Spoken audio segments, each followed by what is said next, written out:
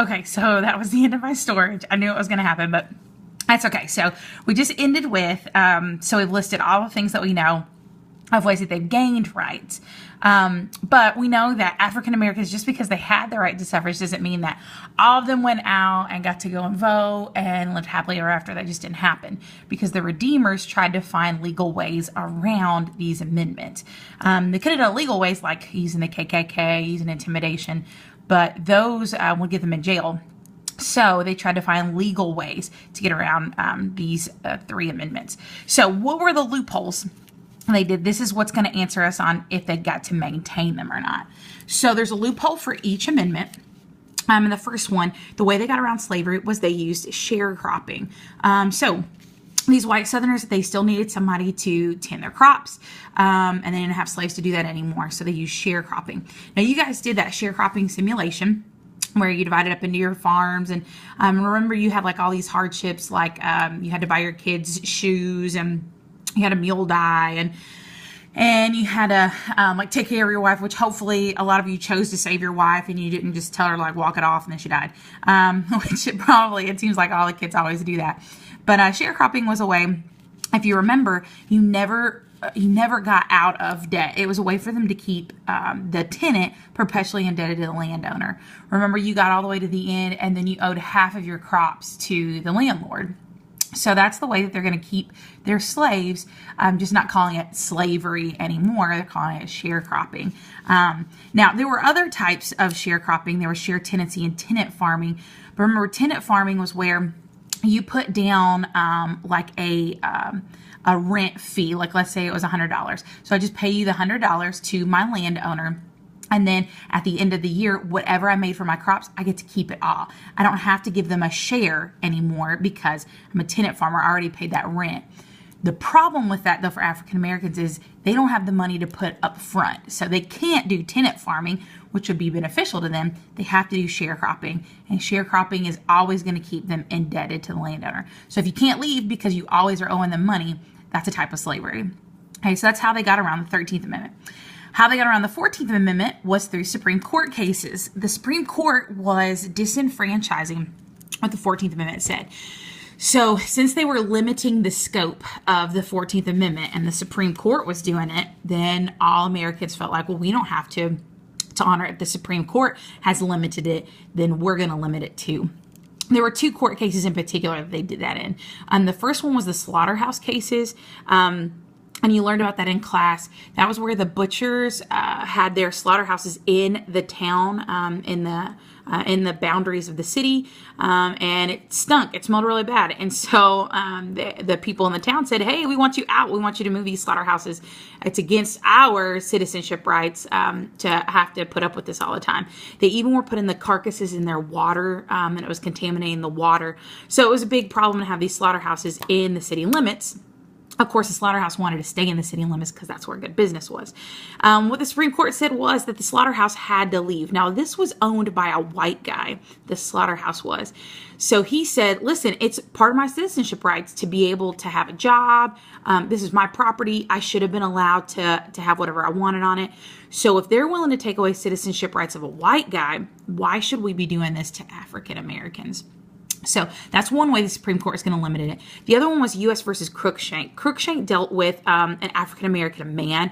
There had been a mob who attacked him and a group of other African Americans. There were a couple people who were really hurt. I think there might have even been some fatalities in it.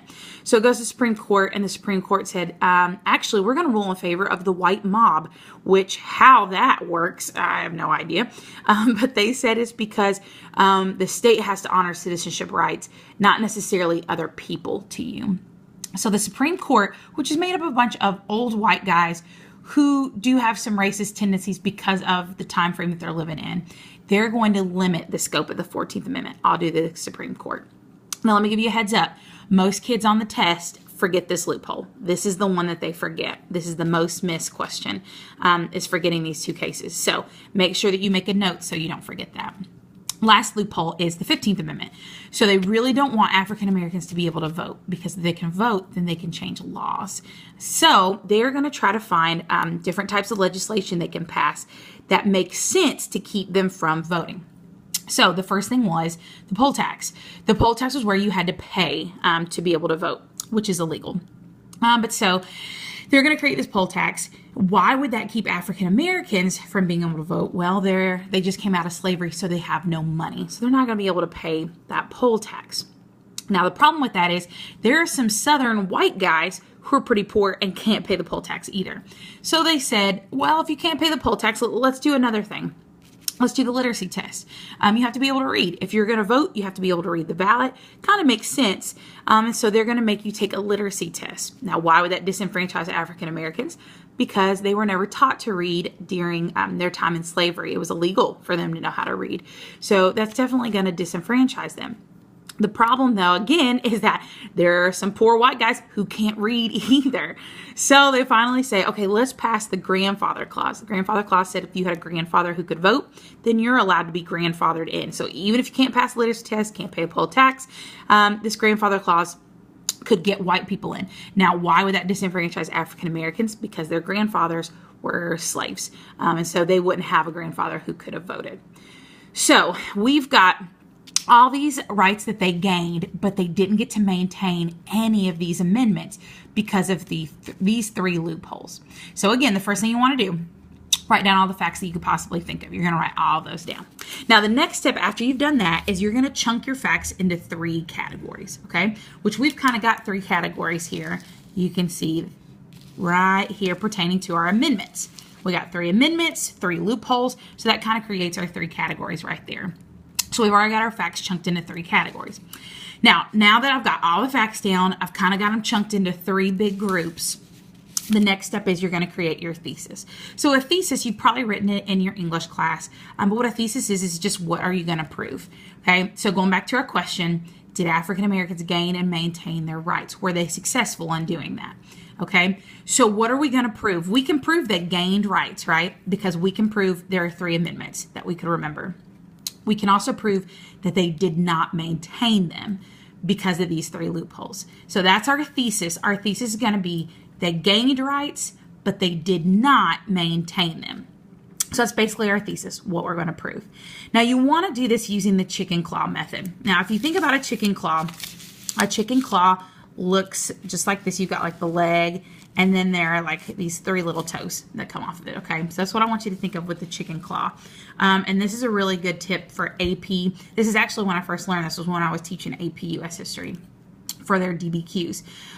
So this is going to be like the stem of your thesis, and then these are the 3 ways that you're going to prove your thesis, okay? So always think of that when you're making your thesis, is use this chicken claw. It makes, if you can prove what you're trying to argue with 3 facts, it makes you more credible. So that's why you want to always have the chicken claw. You always want to have 3 facts to back up whatever you're trying to prove. So we said we can prove they gained rights, but they didn't maintain them. And then we got to have 3 ways that we can prove that. Well, we've already got the 3 ways we can prove they didn't maintain them. This loophole, and this loophole, okay? So let's create a thesis, and this is one that I kind of came up with. So here's our stem. While African Americans were successful in gaining the 13th, 14th, and 15th Amendments. That's the stem. That's this part. And we're going to say they struggled to maintain them. Okay? Now, how are we going to prove that they didn't maintain them? The 3 ways are our 3 loopholes. So these are our 3 chicken claws. I've got sharecropping is 1 chicken claw. The Supreme Court cases is another chicken claw. And then Southern legislation is our last chicken claw, okay? So that's the 3 ways we're going to prove that they did not maintain them. They struggled to maintain them. So this is a good example of a thesis.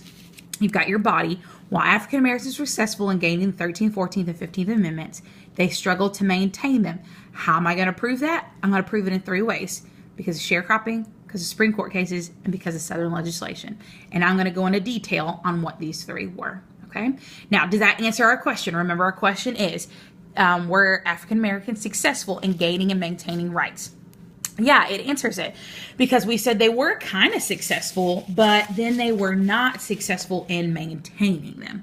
So they were successful in gaining them, not maintaining them. Okay. You get that? Everybody understanding that?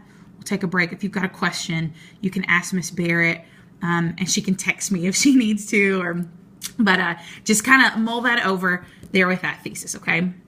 All right, now, now that we've got a thesis, now that we've got all our facts, we need to start writing. You need to start writing your essay. So you want to start off with your intro paragraph. And with your intro paragraph, you always want to kind of set up the time period, like what's going on.